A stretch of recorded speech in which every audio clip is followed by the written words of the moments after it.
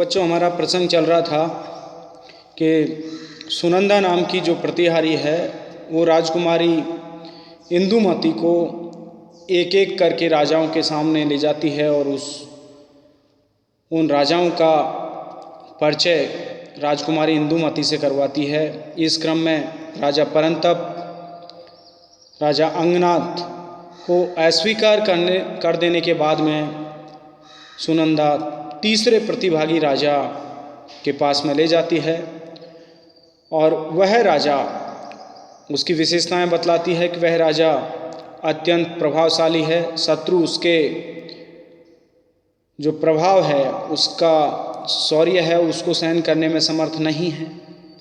इसके अलावा वह अत्यधिक सुंदर है और उदित होते हुए चंद्रमा के समान वह शोभायमान लग रहा है।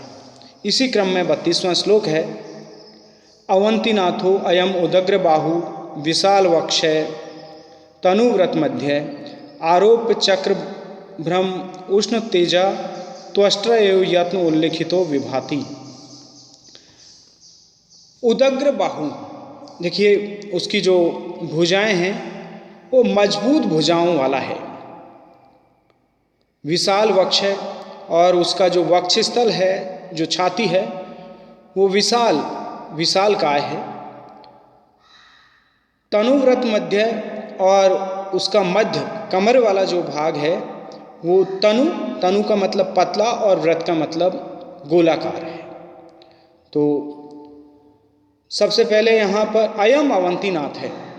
इस प्रकार से यह राजा अवंतीनाथ है, यानी उज्जैनी का राजा है।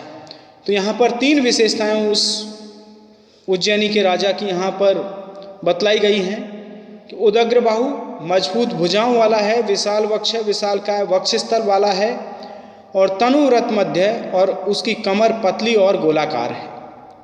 तो ऐसा ये जो अवंतीनाथ है वो त्वष्ट्रा का मतलब है विश्वकर्मा के द्वारा, तृतीय व्यक्ति एक वचन का रूप है, विश्वकर्मा के द्वारा चक्र भ्रमम आरोप, चक्र रूपी स्थान पर आरोप का मतलब चढ़ाया हुआ, यत्नोल्लिखित का मतलब खराद करके तैयार किया गया, उष्ण तेज विभाति, उष्ण तेज का मतलब सूर्य के समान, वो विभाति का मतलब शोभायमान हो रहे हैं। तो जिस प्रकार से विश्वकर्मा के द्वारा जिसको अपने चक्र पर सान चढ़ा करके उसको खराद पर तैयार करके मानो सूर्य के समान वो शोभायमान लग रहा है। तो देखिए इसमें अंतर कथा है। एक, विश्वकर्मा की पुत्री का नाम संज्ञा था और संज्ञा का विवाह भगवान सूर्य देव के साथ में हुआ, लेकिन संज्ञा सूर्य देव का जो प्रताप है, जो उनका तेज है, उसको सहन नहीं कर पाई और उन्होंने अपनी ये व्यथा अपने पिता विश्वकर्मा के सामने रखी। तो विश्वकर्मा के सामने जब ये व्यथा रखी कि भगवान सूर्य का तेज मैं सहन नहीं कर पा रही हूँ, तब सबसे पहले विश्वकर्मा ने भगवान सूर्य से पहले अनुमति प्राप्त की और उसके बाद उन्होंने चक्र पर रखकर खराद पर तैयार किया और सूर्य को गोलाकार बनाया, उनका जो तीखापन है वो दूर किया। इसके बाद में सूर्य देव का जो तेज था उसको उनकी पुत्री संज्ञा सहन करने में समर्थ हो पाई और उसके बाद से राजा जो उज्जैनी का राजा है, उसकी जो कमर पतली और गोलाकार है, ये उसी भगवान सूर्य से लिया गया है, क्योंकि पहले भगवान सूर्य का जो रूप था वो तीक्ष्ण था, तेज था, लेकिन जब से चक्र पर सान लगा करके उसको खराद पर तैयार किया गया है, उसके बाद में उनका जो रूप है वो गोलाकार हो गया। तो ये इसके अंतर्गत एक अंतर्कथा है। अब देखिए उदग्र बाहु उदग्रौ बाहु यस्य स, इसमें बहुब्रीहि समास है। अवंतीनाथ है, अवंत्यानाथ है। आरोप, आ उपसर्ग पूर्वक रोप धातु से ल्यप प्रत्यय, आरोप। उल्लिखित, उत उपसर्ग पूर्वक लिख धातु से तय प्रत्यय, उल्लिखित। विभाति, वि उपसर्ग है और भा धातु है। लट लकार प्रथम पुरुष एक वचन का रूप है, इसमें तिप प्रत्यय होगा। अब देखिए अगला श्लोक। अस्य प्रयाणेषु समग्र शक्ते अग्रेसरै वाजिभिः उत्थितानि कुर्वन्ति सामंत शिखा मणिनां प्रभा प्रोहरस अस्तमय रजांसी। समग्र शक्ते अस्य प्रयाणेषु, जब ये उज्जैनी का राजा युद्ध भूमि के लिए प्रस्थान करते हैं तो उस समय का वर्णन इस श्लोक में किया गया है। समग्र शक्ति, अपनी पूरी शक्ति से, अस्य प्रयाणेषु, इस राजा अवंतीनाथ के युद्ध को प्रयाण करते समय, युद्ध को प्रस्थान करते समय, अग्रेसरै वाजिभिः, आगे आगे चलने वाले जो घोड़े हैं उनके द्वारा उत्थितानि राजांसी, उड़ाई गई जो धूल है उससे सामंत शिखा मणि नाम, सामंतों और राजाओं के सिर पर जो मुकुट में जड़ित जो मणि है उसकी प्रभा को, उसकी चमक को प्ररोह अस्तमय कुर्वन्ति, इसके घोड़ों के द्वारा उड़ाई गई जो धूल है वो उस मणियों की जो चमक है उस चमक को अस्तमय कुर्वन्ति, मानो समाप्त कर रही है या समाप्त कर देती है। तो देखिए अवंतीनाथ उज्जैनी के राजा जब युद्ध भूमि के लिए प्रस्थान करते हैं तो वो अपनी पूरी शक्ति के साथ युद्ध में प्रस्थान करते हैं। तो आगे चलने वाले घोड़ों के टापों के द्वारा जो धूल उड़ाई जाती है उससे क्या होता है, इतनी धूल उड़ती है कि वहाँ पर उनके सामने जो युद्ध भूमि में सामंत और राजा लोग हैं उनके सिरों पर जो मुकुट है उसमें जड़ित जो मणियाँ हैं उनकी जो प्रभा है, उनकी जो तेज है, उसको ये जो धूली है वो अस्तमय कुर्वन्ति, उसको ये समाप्त कर रही है, चमक को समाप्त कर रही है। तो यहाँ पर देखिए इस श्लोक में उज्जैनी के राजा की जो शक्ति है उसका यहाँ पर प्रदर्शन किया गया है। देखिए वो समग्र शक्ति से युद्ध के लिए प्रस्थान करते हैं और इसको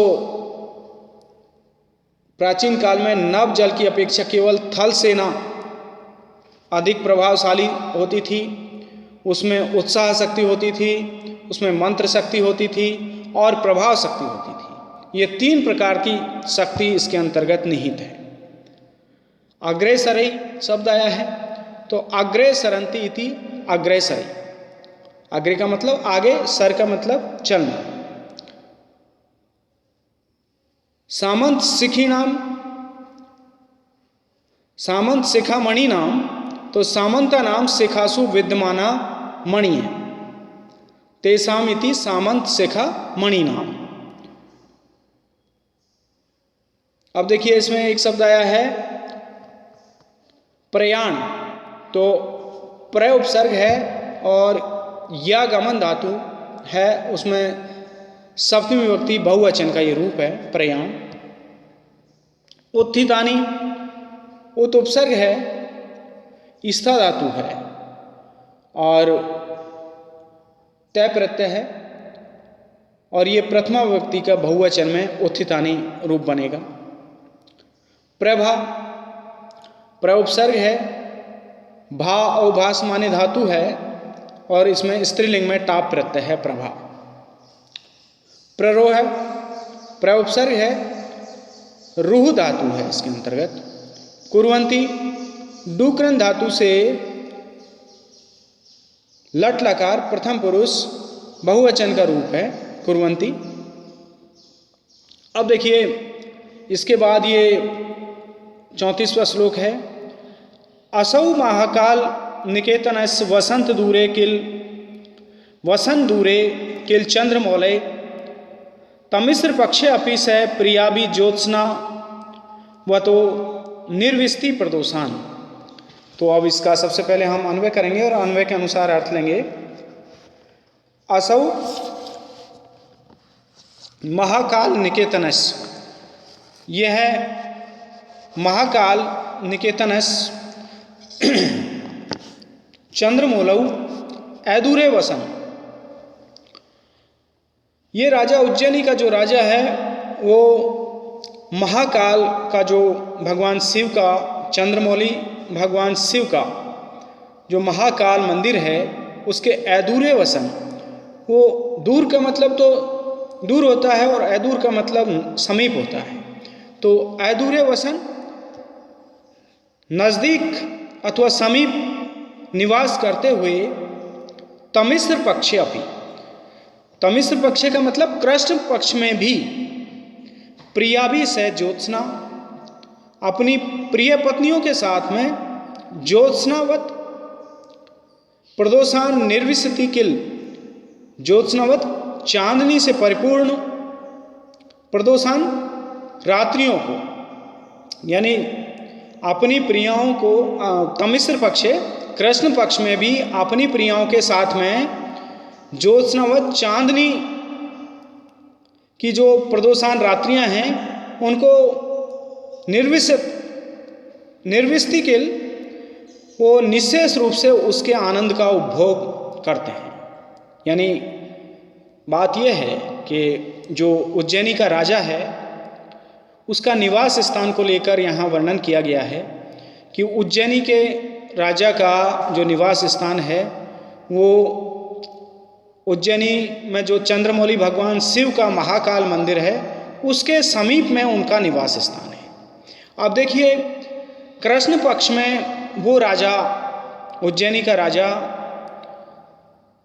चांदनी का आनंद लेते हुए अपनी पत्नियों के साथ में वो आनंद का उपभोग करता है। तो ये कैसे संभव है? देखिए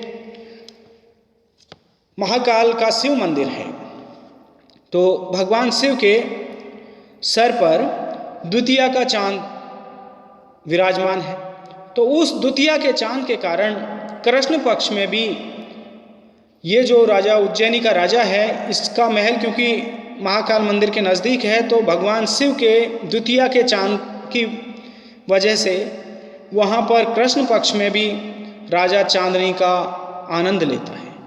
उस कृष्ण पक्ष में चांदनी का आनंद लेते हुए उन रात्रियों में राजा अपनी पत्नियों के साथ में वहाँ विहार करता है।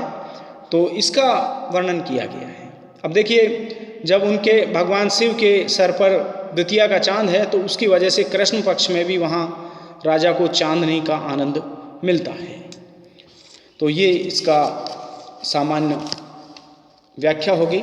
अब देखिए इसकी व्याकरणात्मक टिप्पणियाँ देख लेते हैं।